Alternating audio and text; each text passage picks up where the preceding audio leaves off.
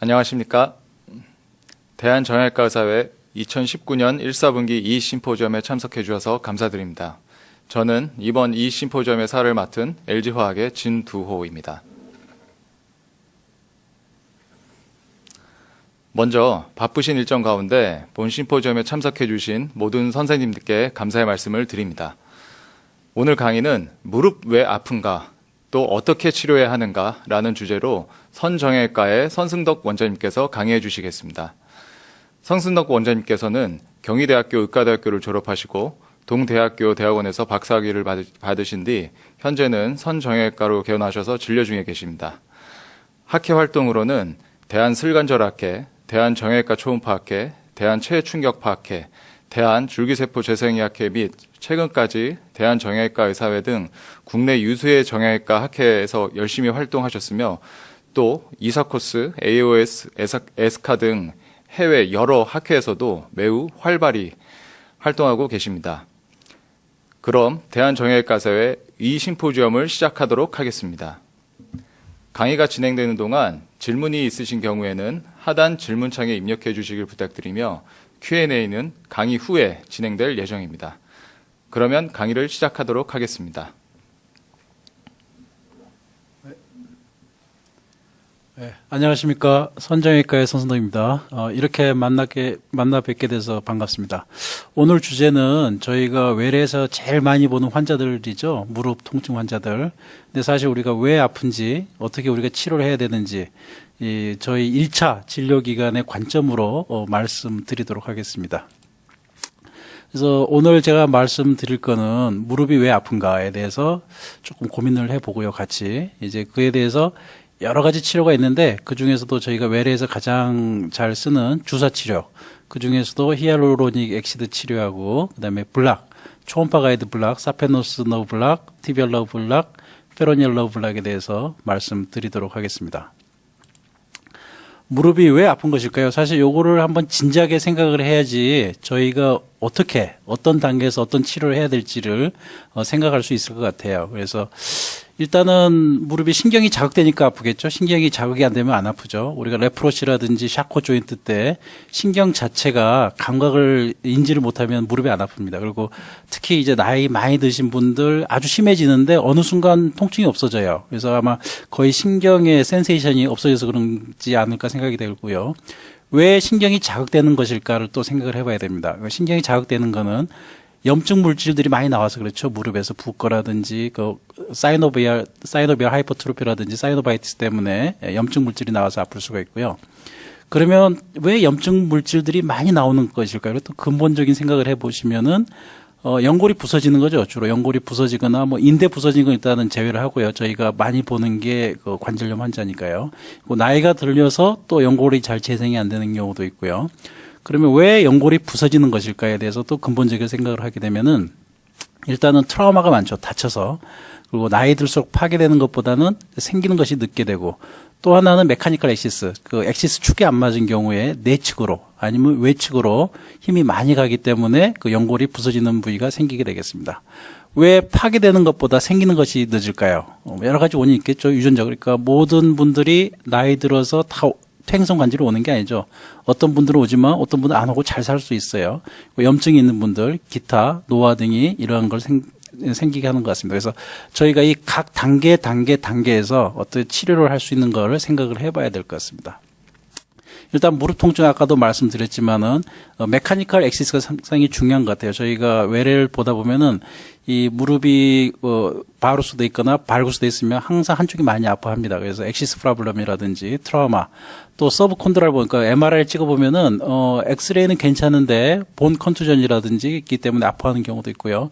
특히 또 오스테오포로시스가 더 잘 온다는 논문들도 많이 보고되고 있습니다. 두 번째는 이제 호메오스타시스. 우리가 카틸리티 신세시스하고 디스트럭션 하는데 젊은 친구들은 그 파괴되는 것보다 생기는 게 잘 생기기 때문에 별 이렇게 문제가 안 되는데 연세가 드심에 따라서 이 파괴되는 속도를 못 따라가요. 그래서 문제가 되는 경우가 있기 때문에 그런 걸 우리가 어떻게 치료를 해야 되는지, 그리고 또 다른 관점에서 이제 특별한 스페시픽한 인플라메이션 있죠. 류마티스, 가우트, 뭐 앵킬로징 같은 경우에 특별한 염증 때문에 오는 파괴되는 게 있고요. 그 중에서 가장 저는 항상 환자들이 오게 되면은 올소그램을 다 찍어요. 그래야지 저희가 초창기에 우리가 관절경 수술을 많이 해봤지만은 결과가 안 좋은 분은 바루스, 제누바룸이 있는 분들이 상당히 결과가 안 좋았습니다. 그래서 이 찍어 보시게 되면은 보면은 여기 벌써 조인트 스페이스 내로잉이 있죠. 그 카틸리지 연골이 많이 달아진 게 보이고 벌써 이런 경우가 있으면은 여가 문제가 있겠고 이분은 간단한 관절경 수술로는 결과가 안 좋겠다라고 생각을 하셔야 됩니다. 저희는 보통 이런 경우에는 이제 그 오스테오토미를 같이 하고 얼라이먼트를 맞춰주고 줄기세포를 같이 해서 이렇게 많은 좋은 결과를 보이고 있는데 사실 이 수술은 다 할 수는 있는 건 아니니까요. 저희가 이 수술 이외의 그 치료 방법을 오늘 말씀드리도록 하겠습니다. 그래서 아까도 말씀드렸지만은 연골이 얼마나 잘 재생이 되느냐 그리고 얼마나 많이 부서져 나가느냐에 따라서 이 평형이 깨지는 경우에 이게 보통 항상 이렇게 잘 생기는 게 많이 좋아져야지 그 연골염이 안 오게 되는데 깨지는 게 더 많이 되는 경우에는 연골염이 많이 올 수가 있겠습니다. 그래서 그 페인, 왜 무릎에 페인이 오느냐에 대한 논문이 여러 편이 실렸는데요. 그 서포티브한 논문들이 본메로 리전 때문에 아플 거라는 논문들이 좀 많았습니다. 5건이나 됐고요. 사이노바이티스, 즉 활액망염 때문에 아픈 거다라고 이야기하는 게 한 3건 정도. 그러니까 보통 이제 왼쪽에 있는 거는 주로 이것 때문에 아프다고 이제 쓴 논문들이고 반대쪽 오른쪽에 있는 거는 이거하고는 별 상관이 없다고 한 논문들입니다. 그래서 F전 때문에 아프다는 논문들도 있었고 카틸리지 자체 때문에 부서지는 것 때문에 아플 수도 있고 메인스쿠 때문에 아플 수도 있다는 논문들 이렇게 많이 있었습니다.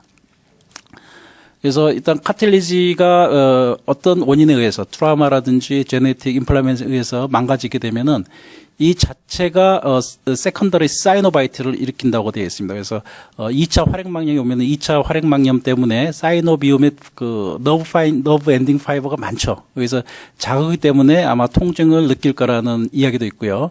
두 번째 그 페인 파이버는 그 서브콘드랄 본 익스포즈가 되죠. 이 카틸리지가 깨져 나가면은. 그래서 거기에 있는 서브콘드랄 본에 있는 그 파이널 너브 엔딩 파이버들이 자극이 돼서 아플 수 있다. 라고 생각을 할 수 있고요.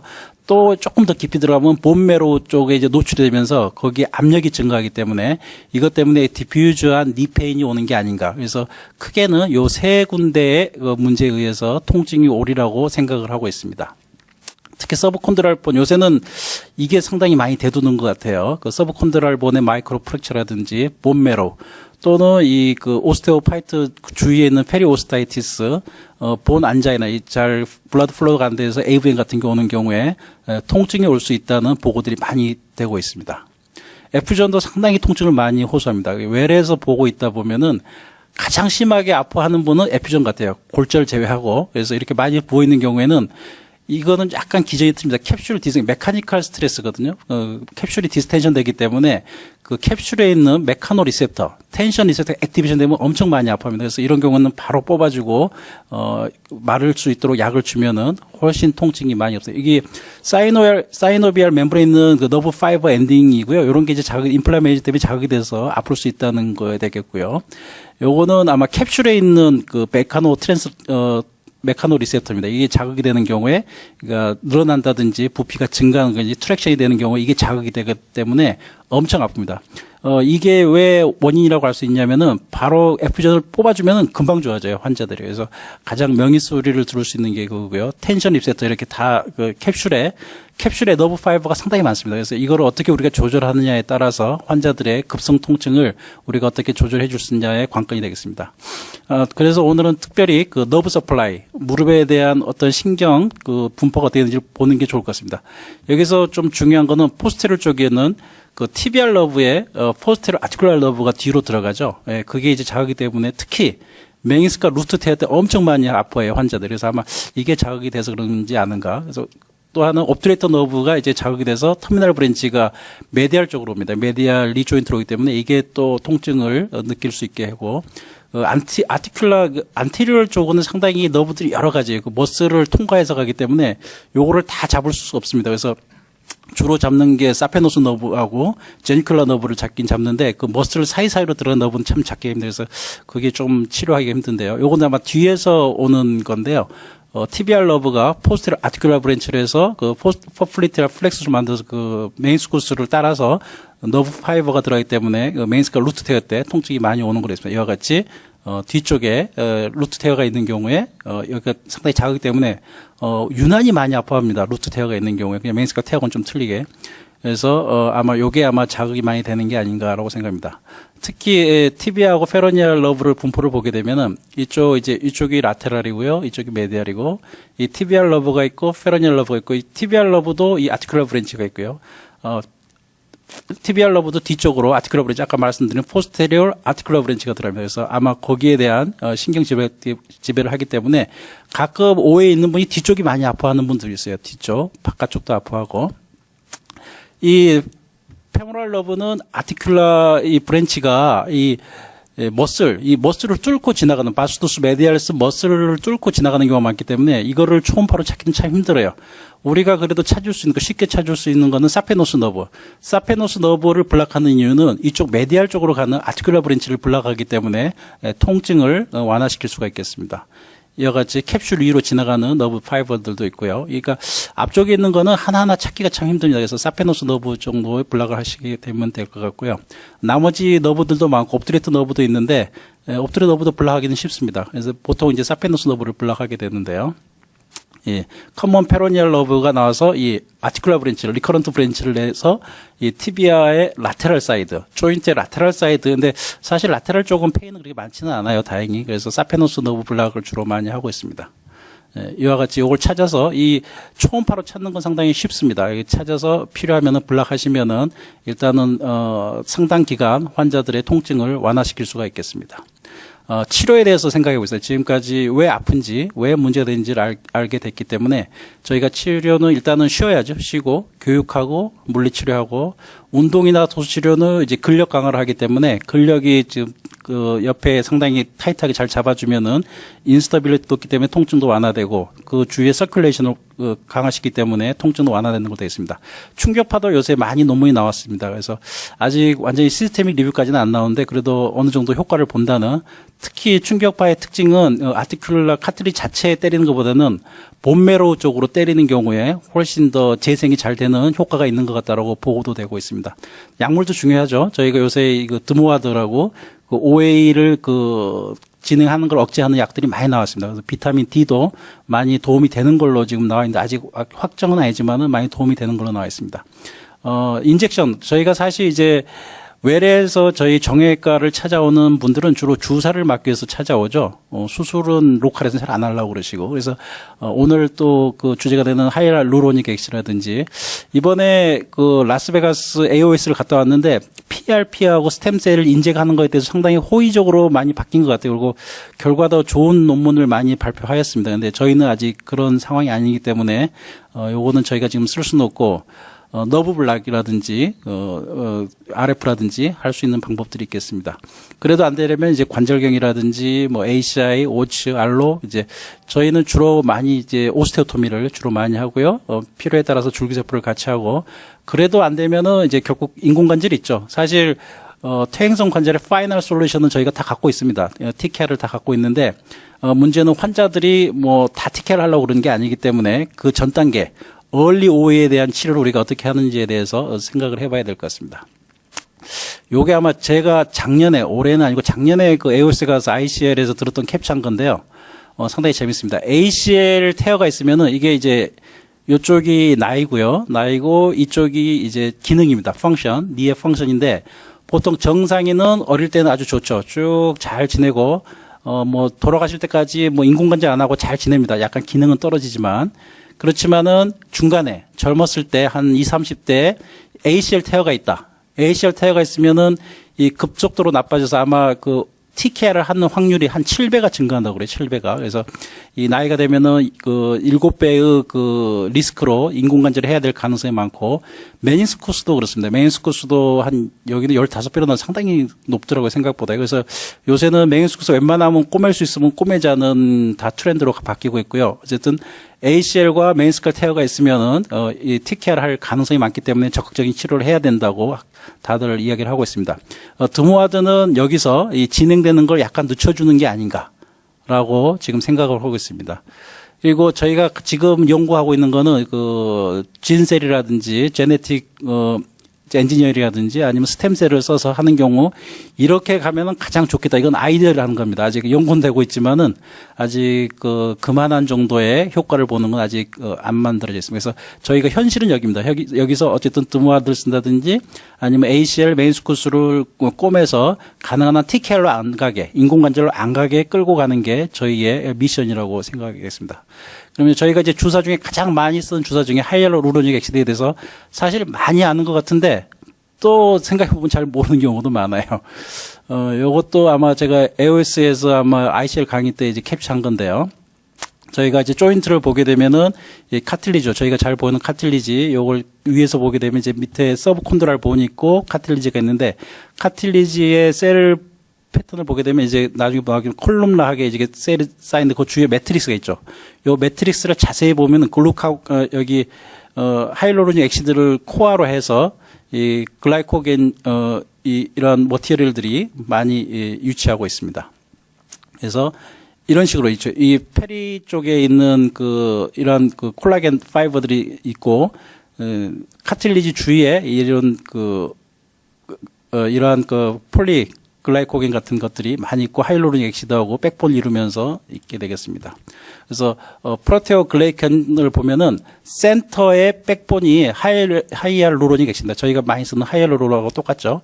여기에 케라탄 설페이트, 이쪽에 콘드로이틴 설페이트 같은 그런 프로테오 글리칸들이 붙어 있는 구조죠. 그럼 이게 어떤 역할을 하게 되냐면은 용수철 같아요, 용수철. 매트릭스에 있으면서 이게 카틸리지가 좀 푹신푹신한 용수철 같은 느낌은 요것 때문에 프로테오 글리칸 때문에 그렇습니다. 프로테오 글리칸이 눌리면 이렇게 쪼그라들었다가 다시 정상 상태로 누워있으면 쫙 펴지기 때문에 압력을 잘 흡수하고, 그러한 충격을 많이 흡수하는 기능을 하고 있겠습니다. 그래서 이러한 하이알루로닉 액시드는 그런 프로테오 글리칸을 만드는 백본 하이알루로닉 액시드를 서플라이하는 물질이 되겠습니다. 그래서 메커니즘에 대해서 많이 연구가 되어 있는데요. 대표적인 거는 이 하이알루로닉 액시드의 메커니즘은 콘드로 프로텍티브 이펙트가 이 아티클 수인데요. 한 64%가 이것 때문에 그렇다고 그러고 프로테오 글리칸, 글라이코스토믹 아미노글리칸 신테시스에 도움이 된다. 안티인플라메토리다 도움이 된다는 게 많이 있습니다. 그래서 하이알루로닉 액시드는 처음에는 요 수탉의 별이를 썼죠. 이쪽에 그걸 썼는데 문제는 이제 알러지라든지 그다음 퓨리피케이션 문제 때문에 이제 요새는 거의 안 퇴출됐고요. 세컨 제너레이션은 박테리아 퍼멘테이션으로 해서 이제 저희 제네틱으로 이제 만들어냈던 거고 요새는 이제 크로스 링크, 이제 논문들이 주로 이제 하이 몰레큘러 웨이트 크로스 링크드 된, 히알루로닉 액시드가 결과가 좋은 걸로, 임상 결과가 좋은 걸로 나와 있습니다. 그래서 요새는 보통 이제 여러 번 쓰지는 않고, 저 같은 경우에도 이제 멀리서 오는 분은, 자주 오기가 힘드니까 한 번 1회 제제를 많이 쓰고 있습니다. 그래서, 엔세이드 사용을 많이 감소시켰고 특히 저희가 이제 스테로이드 쓰기를 상당히 꺼리잖아요. 스테로이드를 쓰는 것도 많이 감소시켰다고 논문 보고가 되어 있습니다. 그래서 일회용 제제가 있으시니까 혹시 필요하시면 쓰시면 될 것 같고요. 무릎 주사 방법입니다. 주사는 여러 가지 방법이 있습니다. 여기서 보통 논문에는 라테랄 쪽으로, 보통 이제 라테랄 쪽으로 놓는 경우가 가장 서세스 레이트가 좋고, 메디알 쪽으로 놓는 경우에는 조금 성공률이 떨어진다고 그렇습니다. 그래서 보통 이제 라테랄도 그냥 놓는 경우도 있고, 이렇게 초음파를 보고 놓는 경우도 있습니다. 그래서, 아마 요게 초음파를 보고 놓는 경우에 오드 레이쇼, 그러니까 정확하게 들어갈 가능성이 훨씬 더 많다.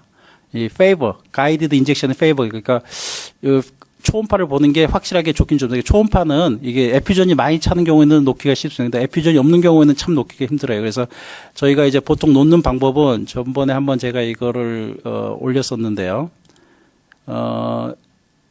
이렇게 이제 보시면서 요 손으로 이 라테랄 쪽이죠. 이게 밀어내면은 여기에 조인트 스페이스가 좀 벌어집니다. 이 플루이드가 잘 보이죠, 여기가. 그래서 여기에 있는, 잘 본 상태에서 이쪽에서 인젝션 하게 되면은 에퓨전이 별로 없는 경우에도 상당히 주사 놓기가 편합니다. 이게 좀 동영상이 커서 그런지 조금 시간이 걸립니다. 그래서 핵심은 파텔라를 라테랄 쪽으로 좀 밀어내면서 이쪽에 주사를 놓으면 되겠습니다. 보통 이제 메디알 쪽으로 놓는 방법이 있고 라테랄 쪽으로 놓는 방법인데 라테랄 쪽으로 놓는 게 상당히 정확성은 좋습니다. 그러다 이제 라테랄로 뭐 아직 논문에 나온 건 아닌데 라테랄로 놓게 되면 아무래도 이제 병변 부위, 보통 이제 메디알 쪽이 병변 부위이기 때문에 멀리서 놓기 때문에 조금 효과가 좀 떨어지지 않을까라는 생각도 듭니다. 그래서 저희는 사실 요거는 과학적인 거 아닙니다. 이건 익스피리언스 베이스드인데요. 메디알 쪽으로 좀 놓습니다. 메디알 쪽으로 해서 안쪽에다 저희는 주로 이제 긴 바늘을 이용해서 이 안테로 메디알 쪽으로 인피리얼 쪽에서 좀 놓고 있습니다. 그래서 닦고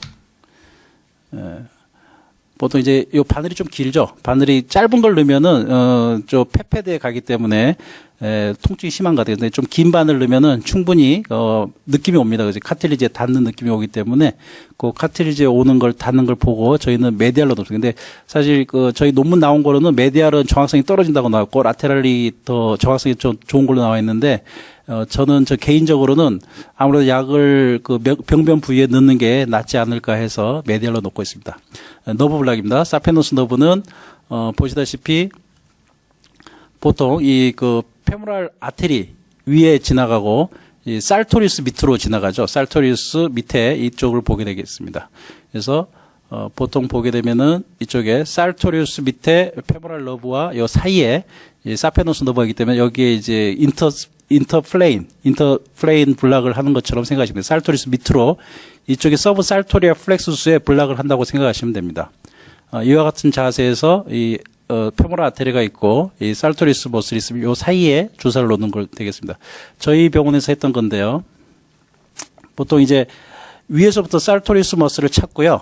쭉 내려오시면 나중에 그 초음파는 보여드리겠습니다. 그래서 밑으로 쭉 내려오면서 아마 메디알 쪽 요 정도 내려와서 여기에서 이제 살토리우스를 밑을 확인하고 저희는 여기를 닦습니다. 뭐 드래핑은 다 안 하고요. 뭐 지금까지 한 10년 했는데 인펙션은 안 생긴 것 같아요. 외래에서 바쁜데 뭐 드래핑 다 할 수는 없죠. 그래서 잘 닦고 여기 끝이 닿지 않도록 주사를 놔서 저는 여기는 트리암 0.5에 리도 1, 푸켄 1 정도 블락을 합니다. 그래서 그러면 한 몇 달간 좀 괜찮으세요. 그래서 심한 경우는 이렇게 주사 놔드리고 힐환 같이 놔드리고 있습니다. 이제 초음파 영상은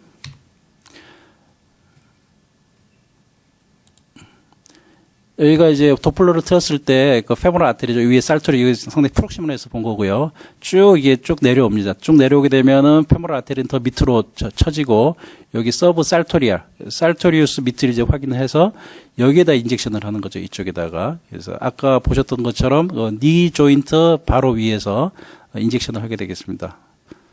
여기 보이죠? 여기 조금 더 지나가서 보고 확인을 해서 지금 정확히 니들이 잡지도 않았는데 요 밑에 우리가 원하는 타켓에 인젝션을 하면 되겠습니다.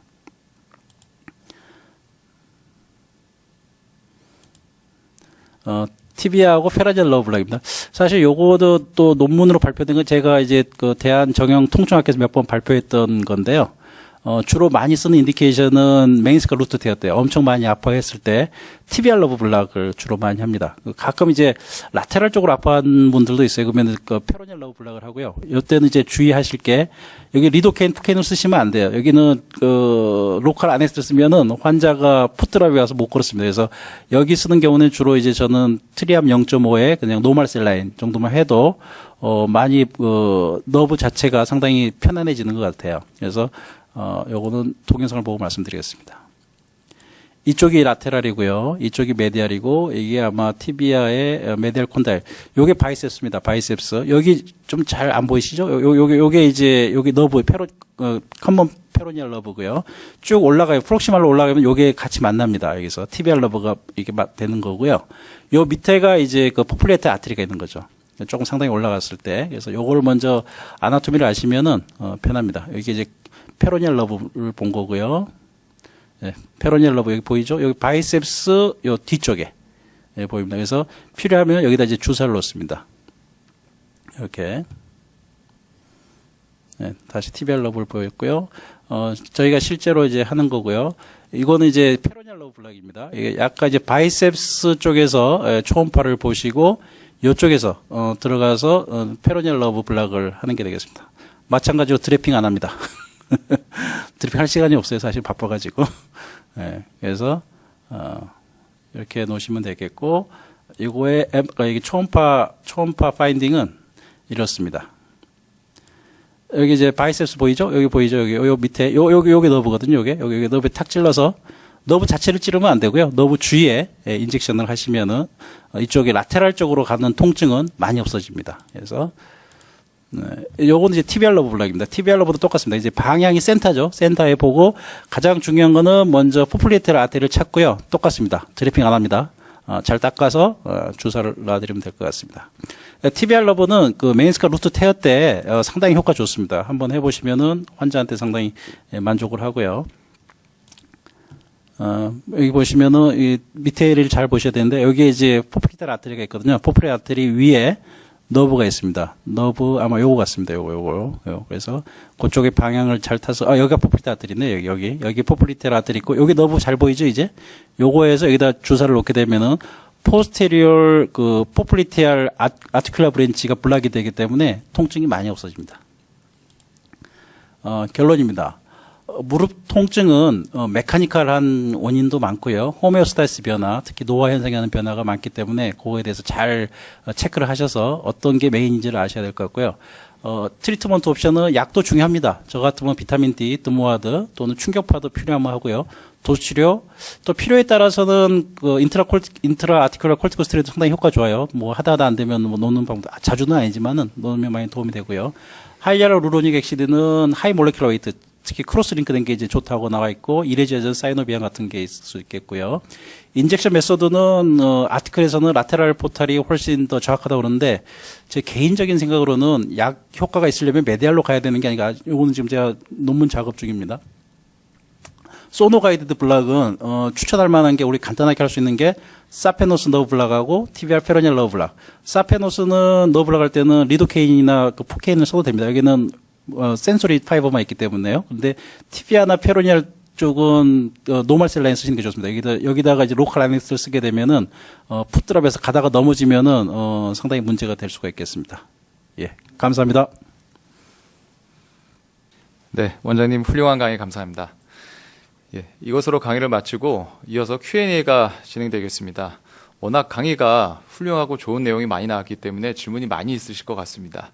예, 질문이 있으신 분들께서는 하단의 질문창에 입력하여 주시기 바라겠습니다.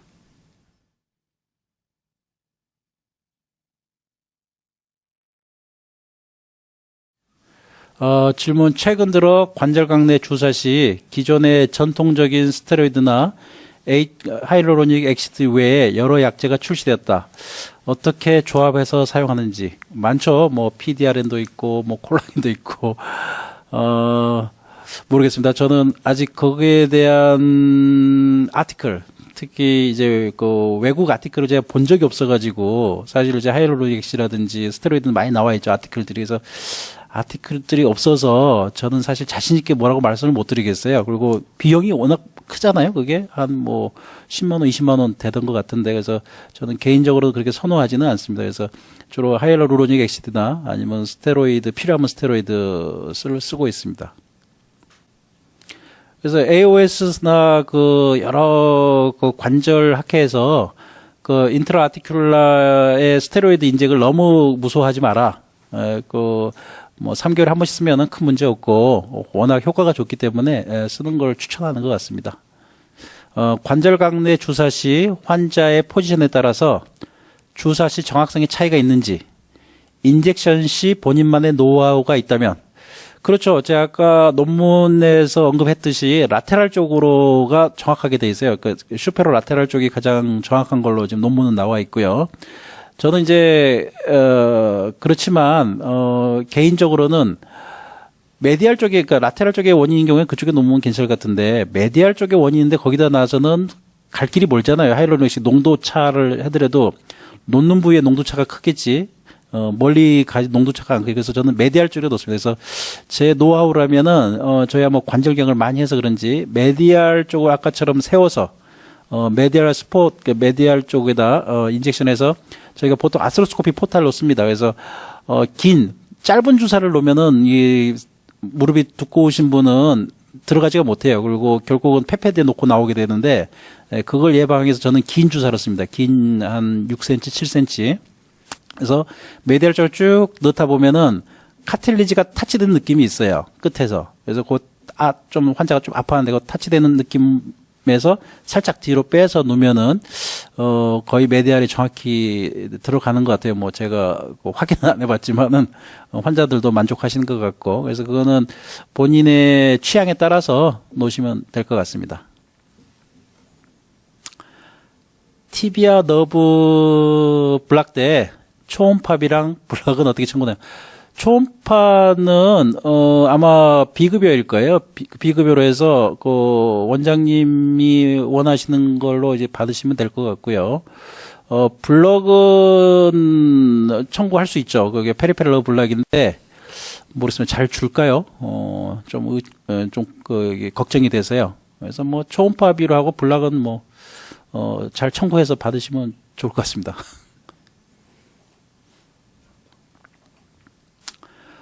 무릎 부종이 많은 환자한테도 시노비안을, 부종이 많으면 조금 곤란한 것 같아요. 일단 부종 치료를 먼저 해야 되고요. 부종 치료에 가장 좋은 거는, 이게 결국 사이노바이티스거든요. 사이노바이티스 때문에 저는, 빼고 스테로이드 인젝을 바로 합니다. 그러면 보통 금방 좋아지거든요. 그래서 완전히 이제 드라이니가 된 다음에 시노비안을 주게 됩니다. 그래서 에피존 있는 상태에서 시노비안을 주게 되면은 에피존도 안 멈추고 더 자극이 될 수도 있기 때문에 이때는 드라이니로 만들어 놓고 시노비안을 주는 게 좋을 것 같습니다. 너브 블락 횟수랑 인터벌 기간은 어떻게 하시나요? 이제 제일 문제는, 만약에 로컬 아네스테스만 쓰면은, 인터벌은 금방금방 할 수가 있죠. 근데 이제 스테로이드 쓰니까, 스테로이드를 조금 써도, 아무래도 이제 쿠싱이 올 수가 있죠. 그래서 보통은 2, 3주 간격으로 하고요. 근데 아주 심한 경우에는 1주 간격으로도 하긴 하는데, 그때마다 당을 체크해 봐야 됩니다. 당을 체크해서 이게 당이 오르는지, 안 오르는지 보시고, 그래서 요새는 좀 재밌는 논문도 많아요. 뉴럴 프롤로세라피라고 그냥 덱스트로스만 놔줘도 너브가 상당히 안정이 되기 때문에 통증이 많이 없어진다는 것도 있어요. 그래서 스테로이드 쓰기가 꺼려 하시는 분은 저는 덱스트로스만 요새 써보고 있는데, 그것도 어느 정도 환자들이 좀 만족을 하시는 것 같습니다.